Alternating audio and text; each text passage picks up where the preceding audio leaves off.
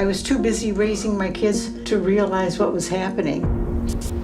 Certain rooms in the house were off limits. I would go over and you'd see like 30 boxes covered with a sheet. And I was like, what's that? He's like, it's nothing. We don't tell anybody about this. That was it for 40 years. I had to escape. I remember seeing a therapist and I finally let it out. My husband has comics.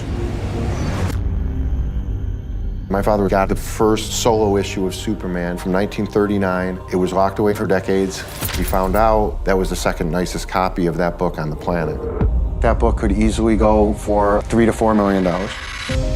My father had Asperger's, but not knowing it caused a lot of friction. It seems like ultimate fixation and hoarding. He kept collecting and needed more space and more space and more space. You have no idea how oppressive he can be. He was constantly neurotic about the security of the collection. We have each of them humidity controlled, climate controlled, multiple layers of security. He would have thought that was cool. I'm sure his father loved him, but I don't know if Darren truly felt it. Nothing Darren did was ever good enough. He made life livable, but not worth living. I divorced. I said, I don't want any part of them. If I wasn't around, there would be a big dumpster outside and she would just throw them in. You want to give me $3.5 million for that comic? Bye-bye. There is a little bit of a responsibility to make sure some of this stuff is preserved. This stuff survived world wars, depressions, cultural differences, racial realizations, women's rights. Everything is reflected in these stories.